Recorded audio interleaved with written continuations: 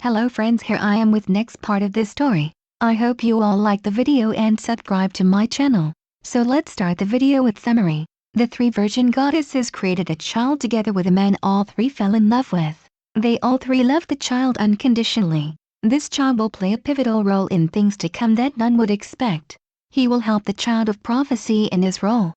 Naruto, son of the three virgin goddesses. Book 1, The Lightning Thief. Chapter 5. The next day, Chiron had pulled Naruto aside and handed him the reports on the radios and told him that since he was in a cabin of his own he could pick which activities he wanted to do. Naruto had told him to leave his mornings clear for meditation as it helped him to enter the state needed for his archery and kenjutsu. Chiron had just nodded and asked him what he wanted to be put in for the afternoon classes. Naruto had picked archery with the Apollo campers, the obstacle course with the Aphrodite and Ares campers, and had chosen an empty time frame in the arena for his kenjutsu.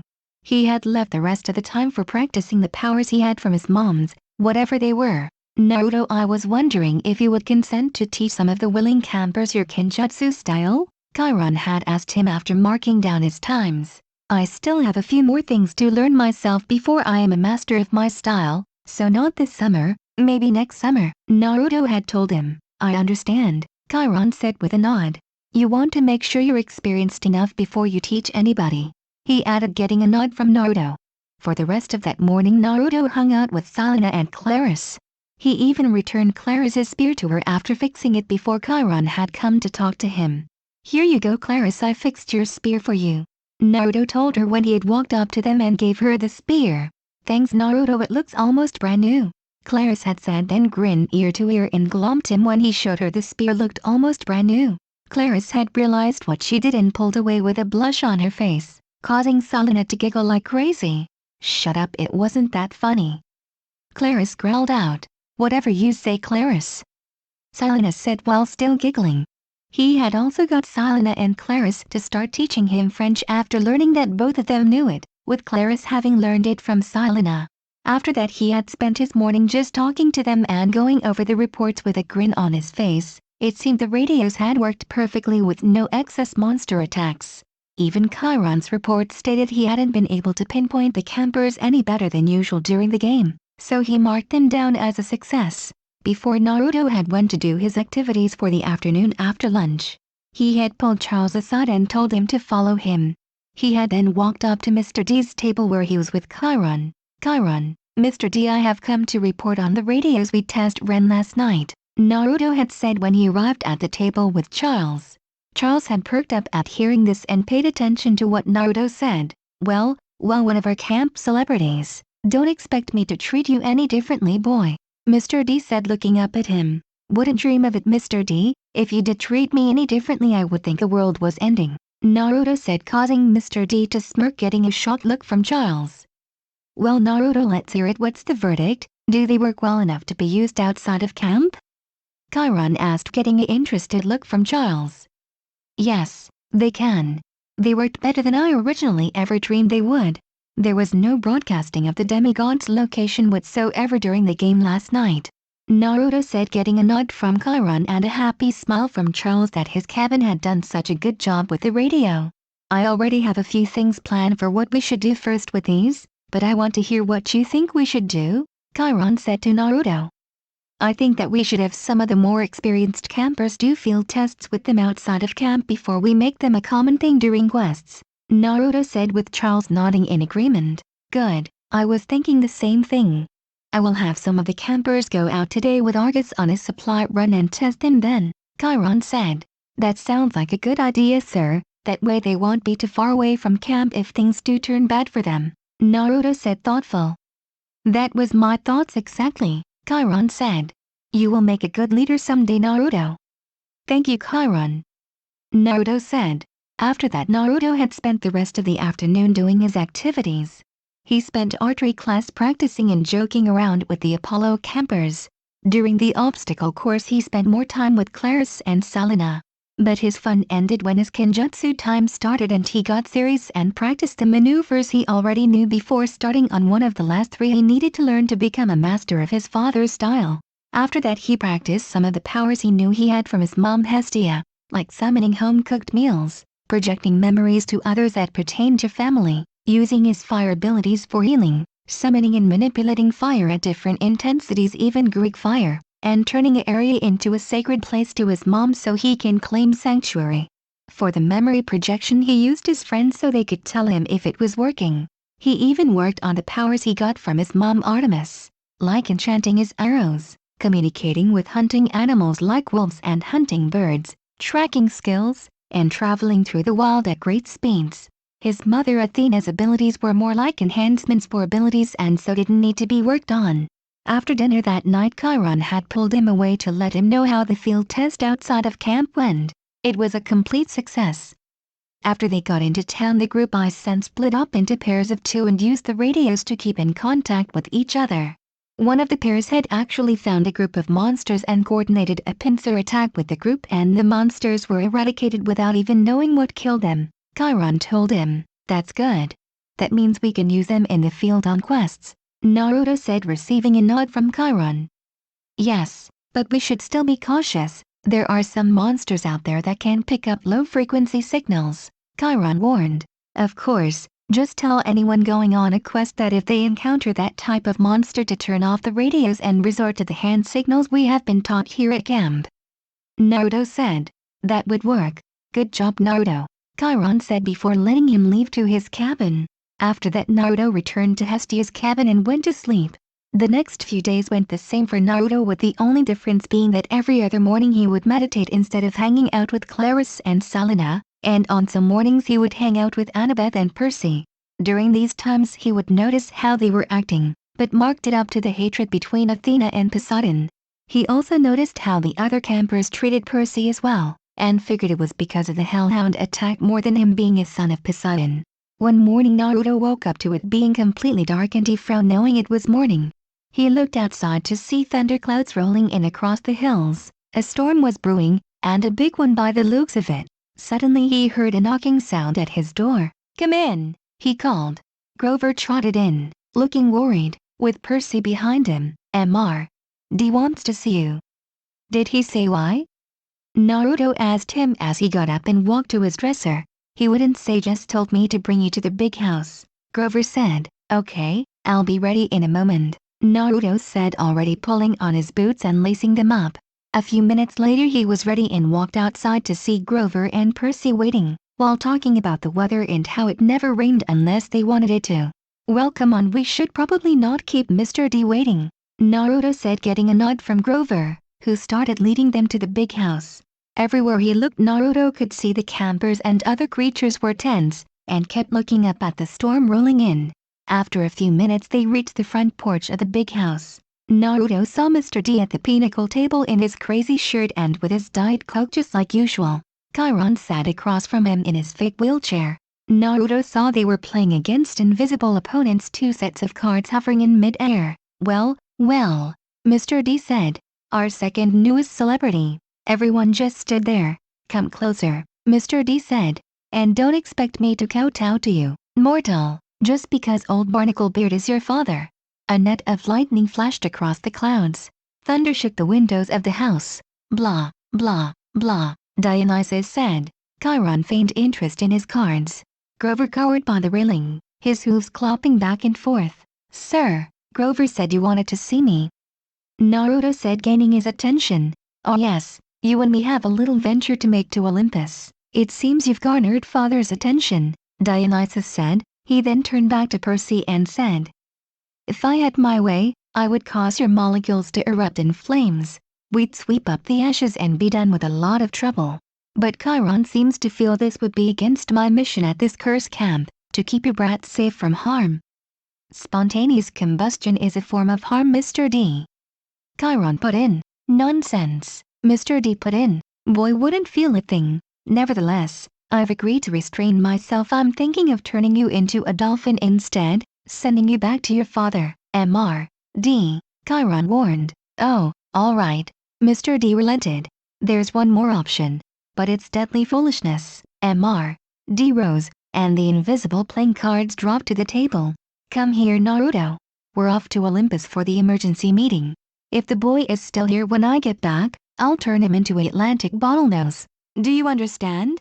And Perseus Jackson, if you're at all smart, You'll see that's a much more sensible choice than what Chiron feels you must do. Naruto walked over beside Mr. D as he picked up a playing card and twisted it. Naruto noticed it had turned into a security pass. Grab hold, boy, first stop the Empire State Building, Mr. D said, causing Naruto to grab hold of his arm before he snapped his fingers, and they slowly disappeared. They reappeared in a side room of the lobby of the Empire State Building, and Mr. D led the way to an elevator and opened the door with Naruto right behind him. Once the door closed, Mr. D inserted the card from before into a slot and a red button with the number 600 on it appeared. He pressed the button and the elevator began to move. Once they reached the top and the doors opened, Mr. D set off at a fast pace to the throne room, causing Naruto to sprint to catch up with him. Once he had caught up and matched his pace to Mr. D's, he began to look around and marveled at what he saw. He could see temples dedicated to all the gods and goddesses and even a market where immortal beings were selling wares. They soon reached the building that contained the throne room, and Mr. D told him to wait there until the doors opened for him to enter, then disappeared inside. After a few moments the doors opened and Naruto walked inside with his head held high. He only stopped once before reaching the center of the room to bow his head to his mom Hestia, causing some of the gods and goddesses in the room to smile. Zeus just raised an eyebrow at him. He then moved to the center of the room and turned to his right facing his mom Athena and bowed his head, then turned to his left facing his mother Artemis and bowed his head. All three goddesses smiled at him. Then he turned to Zeus and dropped to one knee and bowed his head while saying, "Hail Lord Zeus, and Lady Hera," causing Hera to quirk an eyebrow in interest of him. "Rise, Naruto Namikaze," Zeus said, his voice sounding like thunder in the room. Naruto rose to his feet. "Do you know why you are here, boy?" Zeus asked.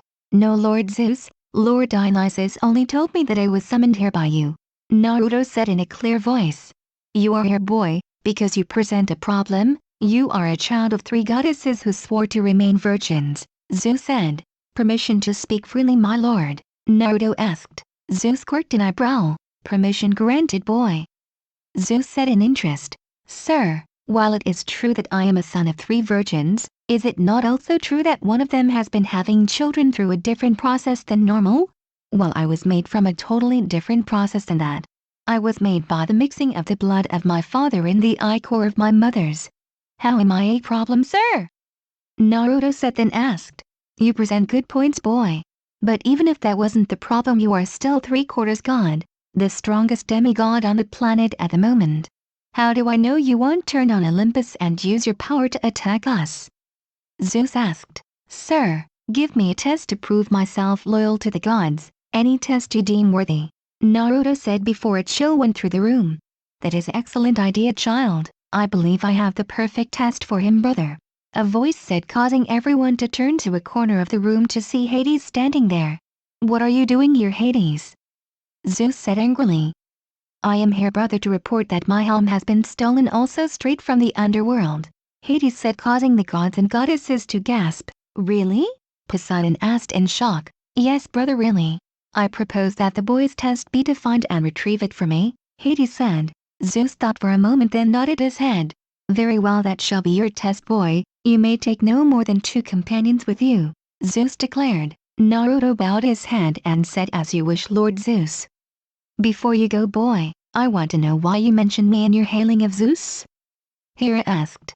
"Because, Lady Hera, unlike other demigods, I do not hate or fear you. I know that your hatred of us demigods stems from Lord Zeus's many affairs, and I believe that in time, if I can prove myself to you, you will not hate me, showing demigods everywhere that hate and fear can be overcome in any form," Naruto said, bowing his head to her and leaving most of the gods and goddesses including Hera shocked.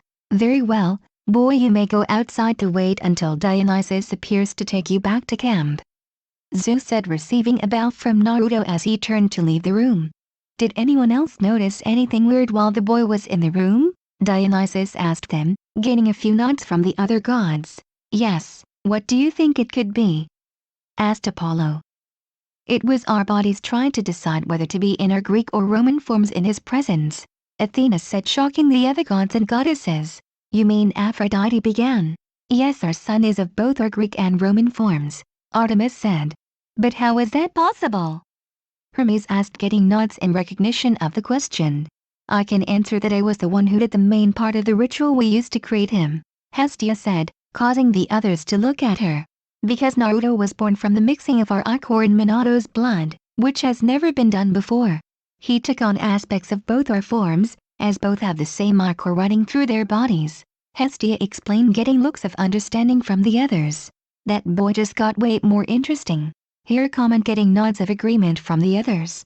After another hour of talking and deciding things, Zeus finally dismissed the council meeting, and Dionysus left to find Naruto, who was waiting outside.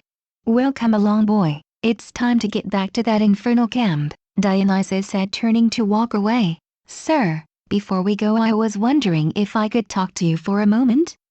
Naruto asked. "Well, what is it, boy?" Dionysus asked him impatiently while turning to him. "Well, sir, I know your feelings about camp and your punishment, but I was wondering if you had ever thought about your punishment from the other gods' perspective?" Naruto asked. "What are you on about, boy?" Dionysus asked a little angrily. "Well, think of it from the other gods and goddesses' perspective. You get to spend all day every day with your children at camp. You get to let them know you love them from the moment you see them," Naruto explained. "Yeah, so?" Dionysus asked softly while thinking about what he was being told. "I bet the other gods and goddesses are envious or even jealous of you at times, wishing they had the same ability to do that for their children, instead of only being able to claim them when they arrive at camp, and hoping they will see them when the camp visits Olympus at times." Naruto continued, causing Dionysus to go deep into thought. Dionysus then grabbed Naruto's shoulder and flashed them back to camp in front of Chiron. "He will explain everything, Chiron. I have some things to think about," Dionysus said distractedly as he left the room in thought. "What is up with him?" Chiron asked. "Oh, I just told him a few things that may change his view on camp," Naruto said, causing Chiron's eyes to widen. "I see," Chiron said in thought. "So where is Percy and Grover?" Naruto asked, looking around. "They left on a quest a few minutes ago to the underworld to retrieve Zeus's Master Bolt," Chiron said after a moment.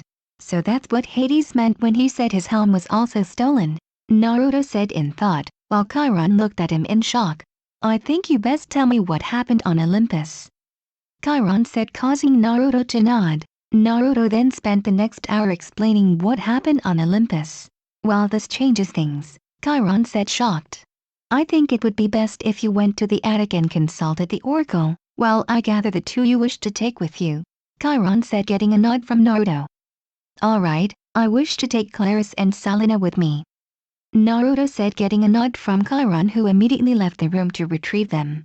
Naruto then headed up the stairs to the attic. Once he was in the attic, Naruto looked around and saw many old Greek artifacts, even a Hydra head on a plaque that said Hydra Head No. 1, Woodstock, New York, 1996. By the window, sitting on a stool, was what Naruto could only guess was the oracle. It was a non-wrapped mummy of a human female in a sundress. Naruto approached it. Suddenly she sat up and looked straight at him with her empty eye sockets and opened her mouth. A green mist coalesced around her form, coming from her mouth. Naruto shivered a little at it. Inside his head, Naruto heard a female voice say, "I am the spirit of Delphi, speaker of the prophecies of Phoebus Apollo, slayer of the mighty Python. Approach, seeker, and ask." Another chill went up Naruto's spine at hearing the voice, but he gathered his courage and asked, "What is my destiny?" The mist swirled more thickly, collecting right in front of him. It then coalesced into the forms of some of his friends at camp, sitting around a table eating what looked like lunch. Salina looked up from her food and said in the voice of the oracle, "You shall retrieve what was stolen, from the god who has turned." Then Claris spoke up, "Your fate will be decided if it is safely returned, life if safe and death if not." Then Percy looked up, "You shall meet up with friends in the west, and help and receive help in return." Then Annabeth spoke, "You will help to save someone close to one of your friends, a reward will be given, choose wisely in the end." Then Grover spoke, "Beware of the voice that haunts your friend, it will try to tempt you before the end." Chiron then spoke the last line, "You shall be betrayed by one you call friend." The figures then began to dissolve. Naruto felt better once the mist was completely gone, and turned to leave the attic. When he returned to the living room, he saw Chiron, Claris, and Salina already there. "Well, what was your prophecy?" Chiron asked when he noticed Naruto, causing the others to turn to him. Naruto told them what the oracle had said. Well, it seems your quest will mimic Percy's to some degree. He too had a line that said something about a god who had turned. It is probably the same god, Chiron said thoughtfully. I wonder who this betrayer could be though? Selena asked. I don't know. Naruto said, shaking his head. I believe Percy didn't tell me his whole prophecy, and that he may have received this line as well, Chiron said. Well, that narrows the number of people down, but that's still too many to single one out, Naruto said. I think that whoever this betrayer is, could have been the same person who summoned the Hellhound into the camp, Claris said. I believe you may be right, Claris. I will keep my eyes open for any suspicious behavior after you leave, Chiron said thoughtfully. That line about saving someone precious to one of my friends could only pertain to Percy's mom, seeing as I received this quest from Hades, Naruto said thoughtfully. I was thinking the same thing, Chiron said, then added. Percy is also the one mentioned in the part about the tempting voice, as he was complaining about dreams that had a voice trying to tempt him before he left. Well, you don't have to worry, I won't let it tempt me, Chiron. I will never turn against my friends, Naruto said, making everyone else smile. I believe that you should start making your way west when you begin your quest, as you will most likely run into the god who has turned when Percy does, Chiron said, getting nods from everyone else as they agreed with him. I believe we should wait till in the morning to start the quest, as it is getting late, Claris said, causing everyone to notice how dark it had gotten. I agree with Claris, Selena said, with Naruto nodding in agreement. Very well, tomorrow I would say around 9, we can take you as far as the bus terminal in Manhattan. After that you're on your own, Chiron said. Agreed, we will meet you at the top of Half-Blood Hill at that time, Naruto said for the three of them. Very good, I would suggest you three go pack and get some sleep. You have a very big day tomorrow, Chiron stated as everyone left to their cabins to prepare and get one more night of decent sleep. When Naruto arrived at his cabin, he immediately grabbed his pack and stuffed a few extra pair of clothes inside.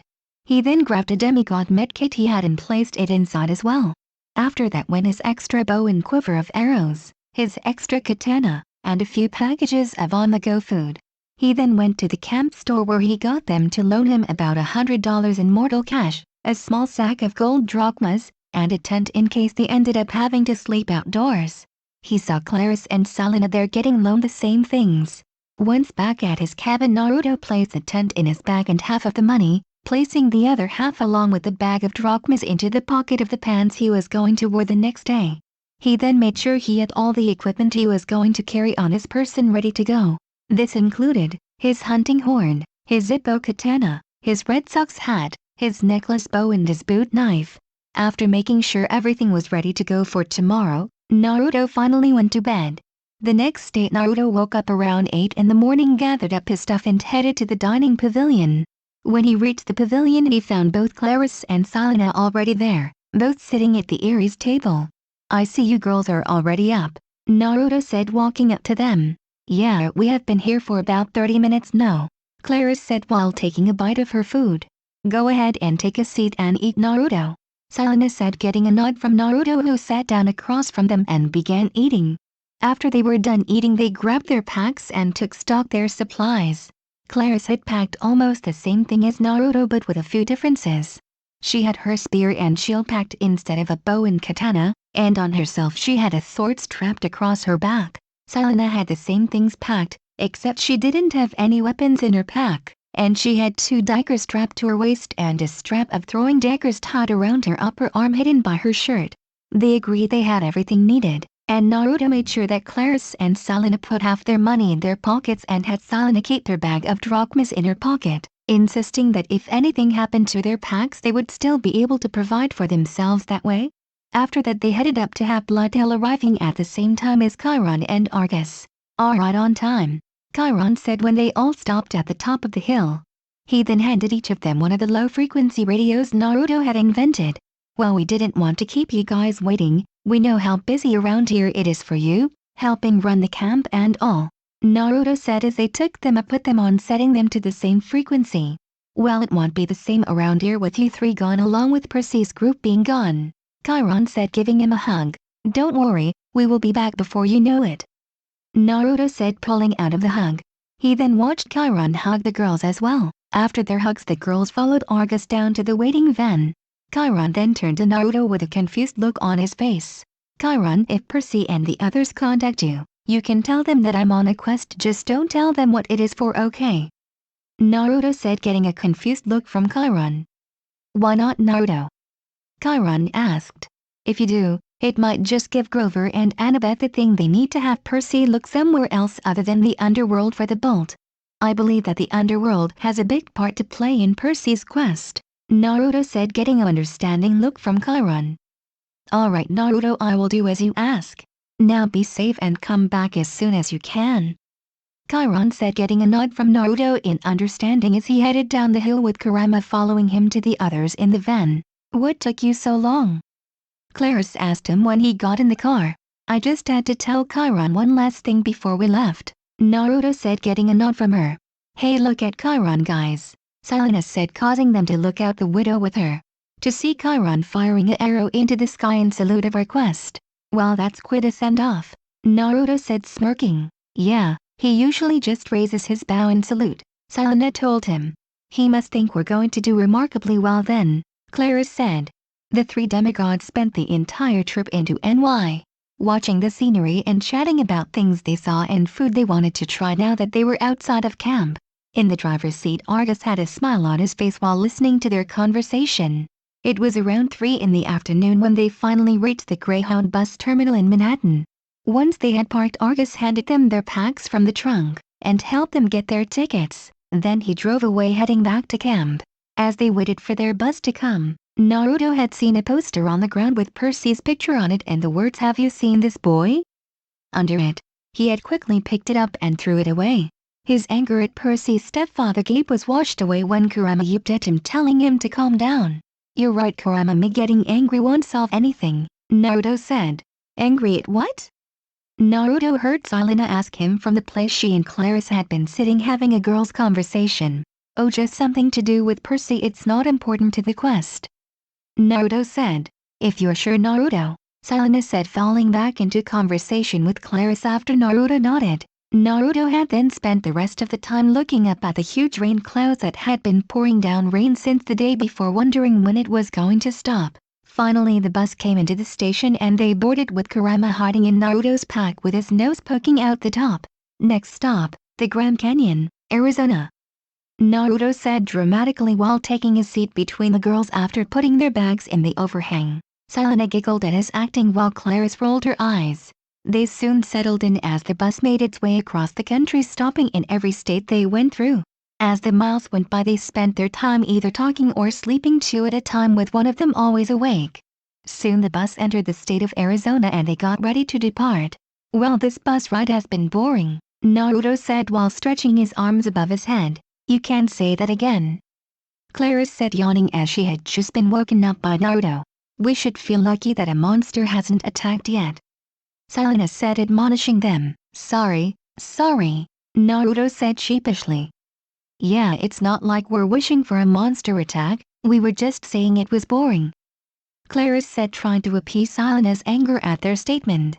Well, we will be arriving at the stop at the Grand Canyon soon. I'm sure you can find some kind of excitement then, Selena said, conceding defeat at trying to calm them down and stop them from looking for trouble. Yeah, well, when we get there, we can see the sights for a while before heading out again, Naruto said, causing the girls to grin. Okay, I've always wanted to visit the Grand Canyon anyway, Selena said. Cool, Claris said, just happy to be able to explore the place some. The bus soon arrived at the terminal and they disembarked after grabbing their things and headed towards the restrooms. Once they were out of sight of anyone else, Naruto let Kurama out of his bag, who gave a happy yip at being able to walk around outside again. Once they had all used the restroom and had met back up out front, they headed over to the observation deck at the top of the canyon. They then took turns using one of the binocular stands to look at the view of the canyon from the top. Naruto then looked at the man that was stationed to lead people to the bottom of the canyon, then looked at the time. We should probably go talk to the man over there now if we're going to go to the bottom of the canyon before it gets any later, so that we can look around for a while and still get back up here before it gets too dark to find our way, Naruto told the girls, who turned to him and nodded. Okay, Selena said happily.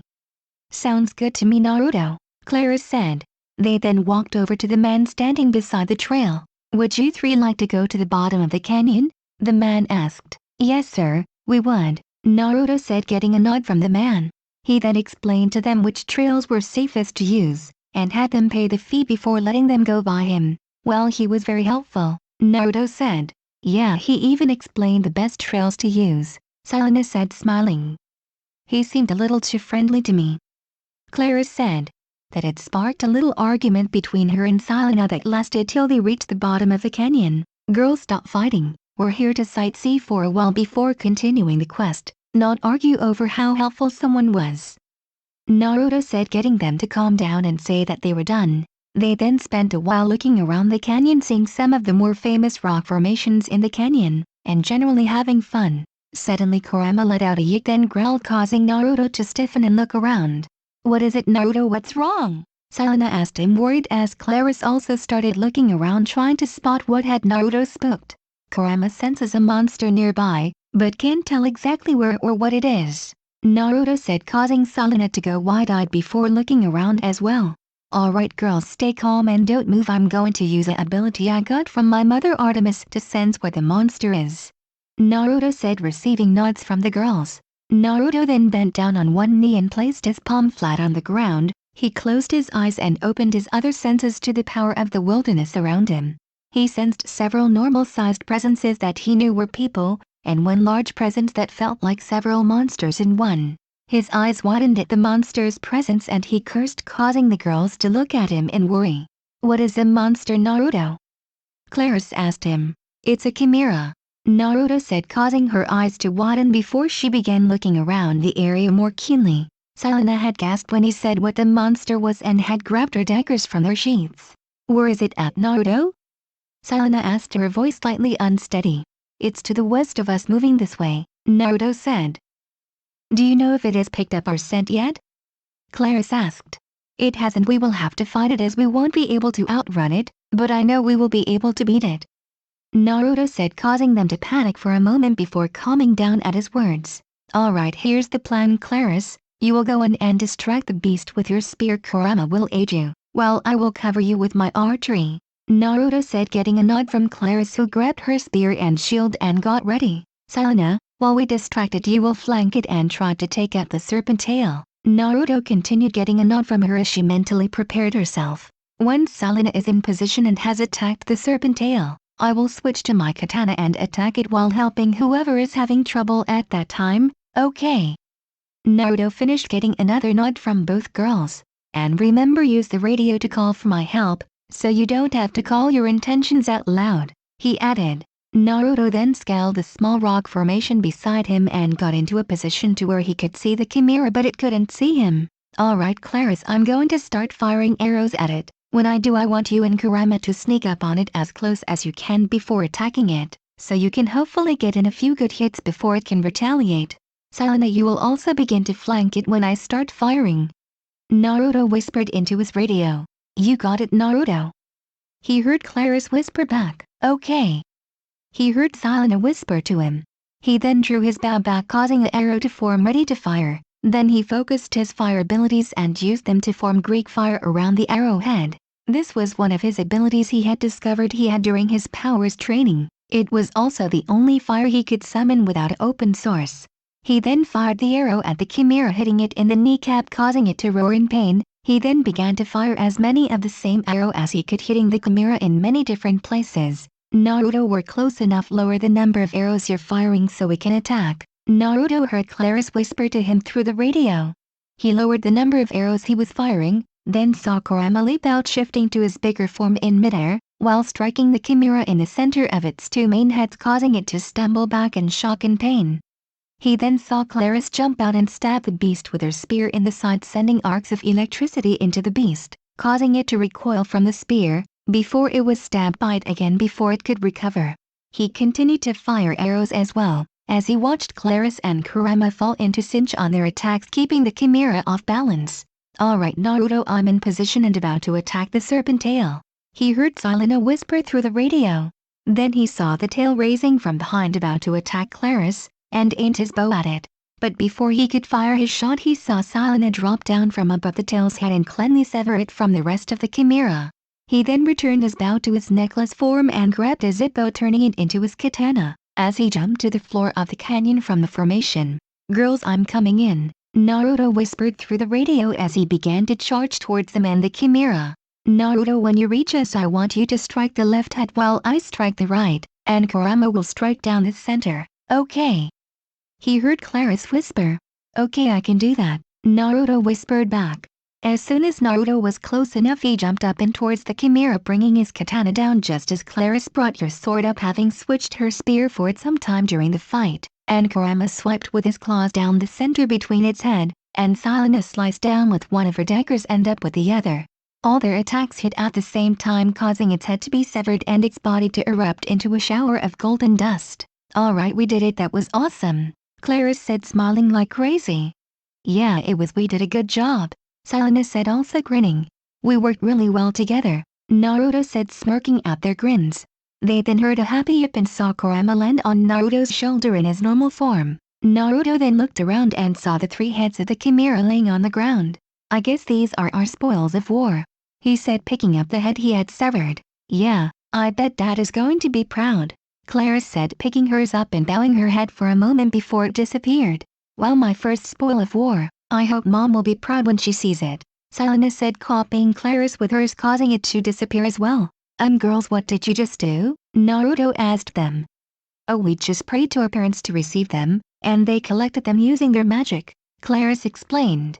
"This is usually done with all spoils of war, as our parents normally like to show off outfits in battle before returning them to us. These will probably be at camp when we return, placed on plaques by our parents," Selena said.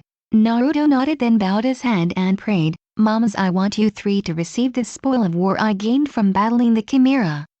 He then felt a warm glow and opened his eyes to see the head glowing before it vanished. They then collected their stuff and climbed to the top of the canyon before finding the campgrounds and setting up their tents for the night.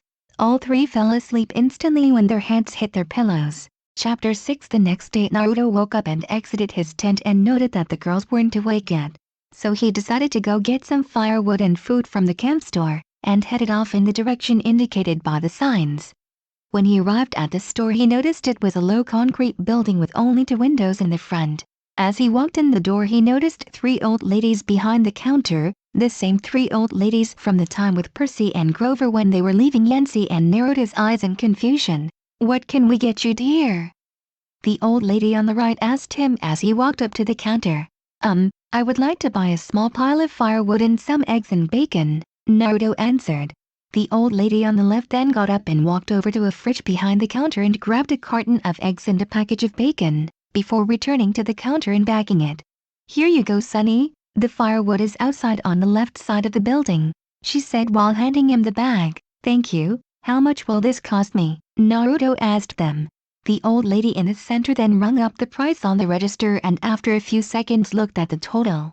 "That will be $20, dear," she said, and thanked him when he handed her the money. As Naruto was turning away, one of the old ladies grabbed his arm and he turned back to her. "We have information for you, son of the 3, she said when he turned back to them and saw it was the one in the center. "You're the Fates, aren't you?" Naruto asked them, his eyes narrowed.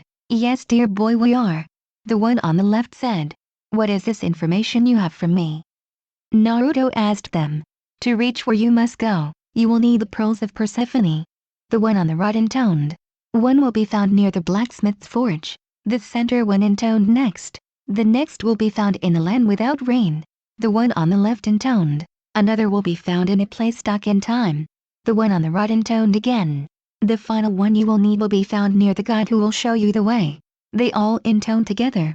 "Thank you for this information," Naruto said to them. "Nonsense, dear boy, we simply gave you hints of their locations, you must still find them," the one on the left said before they vanished, leaving Naruto standing there. Naruto left the store and gathered the firewood deep in thought. On his way back to the camp, he tried to decipher what they had said but could not figure it out. Once he arrived at the tents, he decided to just wait for the others to wake up and have them help to discern the locations. He then set to work stacking the firewood into the pit and using his power over fire to set them alight. He pulled out 2 pans from his bag and began to cook breakfast for him and the girls. As the aroma of the food filled the area, Selena and Clarice came out of their tents and looked around. "Good morning, Naruto. I was wondering what that smell was," Selena said as she smiled at him. "I see you decided to cook breakfast. That's good, I'm starving," Clarice said while sitting down near the fire. "Good morning, girls. After breakfast we need to talk, okay?" Naruto said while dishing out the food. The girls nodded and dug into the food. After they were done eating and they had repacked their stuff into their bags, the girls turned to Naruto with curious looks on their faces. "Alright girls, when I went to the camp store to get the food and firewood, I ran into the Fates," Naruto told them, causing the girls to go wide-eyed. "What happened when you ran into them?" Selena asked with a worried look mirrored by Clarice. Naruto then told them about his encounter with the Fates and what they had told him. "It seems the Fates want to help us," Clarice said while sighing in relief. "Yeah, but I have no clue where any of those places are except for maybe one of them," Naruto said thoughtfully. "Well, the blacksmith they're talking about is Hephaestus, and I only know of one forge he used the most and it is currently found at Mount St. Helens," Selena said, causing the other two to look at her. "What? My mom is technically married to him," Selena said, blushing at how they looked at her. "Well, that's one place," Clarice said. "Yeah, and the next is a place without rain, that could be anywhere in the deserts of the US," Naruto said. "Yeah, but it is most likely a place that is special to the gods," Clarice said while thinking about locations that were like that. "Well, there is a place here in Arizona I think that I heard Chiron mention once, he called it the Junkyard of the Gods," Selena said. "Maybe that's the place," she added. "It most likely is, so that's two down," Clarice said. "Alright, the third is a place stuck in time. Either of you know a place like that?" Naruto asked them. "Well, there was the Lotus Cult from the old stories, that would trick mortals and demigods into eating their lotuses, then trap them in time so they could do as they wished with them. But I don't know where they would be now," Selena said after remembering the stories about them. "I know where they're at now. Father goes there a lot to have fun. They're in Vegas right now, posing as a casino called the Lotus Hotel and Casino," Clarice said, happy that she finally knew one of the locations. "Good, that's three," Naruto said. "The last one said something about a guide. What guide would we need?" Selena asked.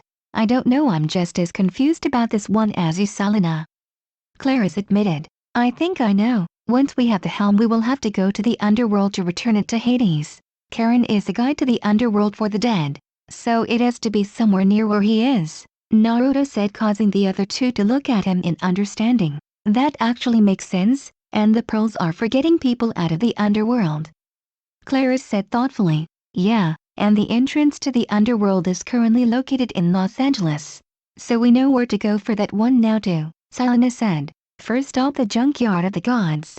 Let's get to looking," Naruto said, looking at the girls. "Hey Selena, do you know where exactly it is in Arizona?" Clarice asked her. I think Chiron said it was located in Geoloclaw," Selena said. "Alright, Geoloclaw is a few counties over, so we will need to catch another bus to there," Naruto said, getting nods from the girls. After they got their tickets, the guy at the desk told them that their bus was about to leave, so they hurried over and hopped on the bus just before the driver closed the doors. "That was close," Naruto said, getting nods from the girls as they gave the driver their tickets and took some seats at the back of the bus. "Hey Naruto, where is Kurama?" Selena asked, causing Clarice to look inside Naruto's bag. "Yeah, he isn't in your bag," Clarice said. "Oh, he decided to make his own way there. Don't worry, he will get there about the same time we will. He travels faster when he is in the wild," Naruto explained, and the girls nodded their understanding. About an hour later, their bus pulled up to a stop in the middle of nowhere and the driver called out their stop. They got off the bus with their bags and waved to the driver as he pulled away. They looked around the area and noticed only a few rundown and abandoned buildings, as well as a junkyard beside a post office stop with a crooked sign saying Geoloclaw, Arizona above the door. "Well, that definitely has to be the place we need to go to," Naruto said, pointing in the direction of the junkyard. "Alright, then we need to hurry. I'm getting a weird feel from this place, like there's danger somewhere," Clarice said while scanning the surroundings carefully. "There's just one small thing," Selena said, gaining the others' attention. "What is it, Selena?" Naruto asked her, worried at the tone in her voice. "Well, things in that junkyard have been thrown away by the gods for a reason, and it usually means they don't want anyone messing with it when they do," Selena said, her voice sounding more grave as she spoke. "Yeah, so, what's the problem?" Claris asked her while Naruto's face paled at the thoughts rushing through his head on what Selena could be getting at. Well, if I'm right, I believe they have protections against someone taking anything that probably will lead to that person's death, Selena said, hinting at where she was heading with her thoughts. And with the pearl in there, we will most likely have to face whatever the protection is once we grab it. Naruto said, his face pale, causing Selena to nod her head that he was correct. So we can deal with whatever it is as a team, okay guys? We handled that Chimera well, so we can handle whatever is in there, alright. So we should get going, Claris said encouragingly before getting nods from the men leading them into the junkyard. They followed a path through the mountains of junk looking for anything that might help them narrow down the place the pearl might be. But they were hard-pressed to find anything that would help them find it. This is impossible, we'll never find it in this place, Claris shouted in frustration from near one of the piles. Naruto, couldn't you narrow it down with that ability of yours since Persephone made them and she's a goddess of spring? Selena asked, causing Naruto to blink in surprise at the question. I'm not sure, I can try, but it might not work, Naruto said, getting nods from the girls. He then dropped to one knee and opened his senses, searching for anything nature-related in the immediate area. At first he didn't sense anything near them, but then he picked up on an object back near the entrance to the junkyard and smiled in success. Yes, I found something back near the entrance, Naruto said excitedly, causing the girls to smile triumphantly. Then let's get going already, Claris said, ready to get the pearl and get out. They quickly arrived back at the entrance and began looking through the pile Naruto told them the object was located. About an hour later, after having dug through half of the pile, they finally came across an old-looking model of Athena's Parthenon that Naruto said the signature was coming from. Selena reached her hand into the door of the Parthenon model and felt around inside before pulling her hand back out with it wrapped tightly around something. She opened her hand and gave a triumphant shout when it revealed the pearl they were looking for. Both Naruto and Claris smirked triumphantly, and Naruto took the pearl from Selena and whistled, causing Kurama to come bounding out of nowhere and land on his shoulder. Naruto pulled a drawstring bag from his pocket and put the pearl inside, then tied the bag shut before placing it around Kurama's neck. I want you to keep this bag safe, Kurama, until we need the pearls, okay boy? Naruto said after pulling his hands away. Yes sir, boss, Kurama yipped out before jumping to the ground and waiting on them to lead the way to the next pearl. Alright girls, that's one pearl down. Let's get out of here before we get attacked by something for taking the pearl, Naruto said before a shriek was heard and they all turned to see a mechanical bird come diving down towards them. They all dived out of the way before scrambling for cover under a tin roof jutting out of the side of one of the piles. What is that thing? Naruto asked while making his bow appear in his hands from its necklace form. I'm not sure, but it looks like some kind of automaton, Selena said while holding two of her throwing knives in her hands. Damn Hephaestus and his inventions, Claris said with her spear in her hands as it was her only long-range weapon. Calm down Claris, we need to come up with a plan. Do you have any ideas, Naruto? Selena said before asking while looking towards Naruto. A few, but they all have a chance of one of us being hurt while acting as bait, Naruto said in a distracted way while trying to come up with a strategy that wouldn't get any of them hurt. We don't have time for a strategy that won't get us hurt, Naruto. What's the best one you've got? Claris said in a commanding tone, causing Naruto to sigh in defeat before gesturing to them to pay attention. Alright, here's what I'm thinking. That bird is out there somewhere and I have the best long-ranged weapon at the moment, he said, getting nods from the girls. Yeah, and what do you need us to do so you can get a shot off at it? Selena asked him, causing him to smirk at him. I knew you would catch on, Selena. I need you two to go out there and get its attention somehow, Naruto said, getting nods from the girls. We can do that, but what will you be doing? Claris asked him. While you two have it distracted, I'm going to be getting to a higher point on this pile so I can have a better line of sight for my shot, Naruto said, then added. When I get there, I'm going to summon the largest amount of Greek fire I can onto the end of my arrow to try and defeat it by melting it. That sounds like a plan, Naruto. Let's get started, Claris said while hefting her spear and looking at Selena, who nodded. They both ran out into the open, with Selena spotting the bird almost immediately and throwing one of her throwing daggers at it, which clanged off its eye harmlessly but did its job of getting the bird to focus on them. Once Naruto saw they had its attention, he quickly took to climbing the pile behind him while trying to stay quiet so the bird wouldn't notice what he was doing. Claris had just pumped a large jolt of electricity into the bird with her spear after it had tried to take a swipe at Selena with its talons. It dropped to the ground frozen for a few moments before jumping up and charging the two with an ear-piercing shriek. Neither were able to get their weapons up in time to defend and were about to be attacked before Kurama came out of nowhere in his other form and slammed into the bird, causing it to stumble back from the impact. It regained its bearing and the two began to circle each other before charging, with Kurama clawing out the bird's eye and the bird scoring an attack on his side with its talons, leaving 3 long jagged wounds down his side that were bleeding profusely. Kurama whimpered from the attack and dropped to the ground, reverting back to his normal form. The bird shrieked in triumph before charging to deliver a final strike, with the girls looking on in horror. Right as the bird was about to strike, an arrow covered in Greek fire sprouted from its chest, with the fire incinerating the bird in seconds. The girls let out a breath they didn't know they were holding before running to Kurama's side. After seeing how badly he was wounded, Salina began to cry into Claris's shoulder, who was looking sadly down at the fox. "Watch out girls, let me see him," Naruto shouted as he came running up to them. Both girls backed away as Naruto skidded to a stop on his knees beside the fox. "It's going to be alright buddy, I'm going to take care of those wounds," Naruto said softly while pulling out a Zippo. He struck his Zippo and coated his hand in the resulting flames. He then closed his eyes, focusing on his powers of healing with fire. The girls watched on amazed as the flames turned a striking blue color. Naruto opened his eyes and placed his hands over Kurama's wounds, causing them to glow a bright white color. Then before their eyes they watched as the blood started re-entering Kurama's body before the wound started to close up. After a few more minutes, Naruto pulled his hands away and they were all shocked to see only 3 long white scars were left behind. "He is alright now but is unconscious, so we will have to carry him until he wakes up," Naruto said, snapping the girls out of their shock. "I'll carry him Naruto," Salina said while stepping forward, receiving a grateful look from Naruto as he handed Kurama to her. "Thanks Salina," he said quietly. "Come guys, let's get out of here before we're attacked again," Claris said in a subdued tone, getting nods from the other two. They made out of the junkyard with no more trouble and found a tow truck near the exit. Claris checked it out and found that it had a full tank of gas. "Guys, we can use this to get to the next Pearl in Las Vegas," Claris said. "Do either of you know how to hotwire a vehicle?" Salina asked, getting a shrug from Claris but a nod from Naruto.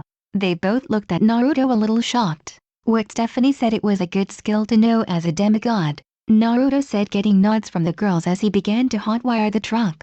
After a few moments he had the truck started and told the girls to get in. Salina slid into the truck carefully, making sure not to hurt Kurama as she did, and moved to the middle of the seat. Claris then got in and shut the door. Naruto then put the truck in drive and headed out towards Las Vegas. "Are you sure we're headed in the right direction, Naruto?" Claris asked him. "Yeah, pretty sure. I'm using the stars as a guide, and before you start, remember one of my moms is the goddess of the moon, so I know a lot about the night sky," Naruto said, getting a nod from her. "Alright, how long do you think it will take for Kurama to wake up?" Salina asked him. "Well, he is just resting now, so maybe a few hours. He will probably be up just as we get to Vegas," Naruto said, causing her to smile in happiness. After that they just sat in companionable silence, agreeing just from looks that talking was not needed at the moment. I hope you all liked the video. And if you all want the next part of this video, please like the video and comment 3 hearts. Please subscribe to my channel so whenever I upload a video you will notify.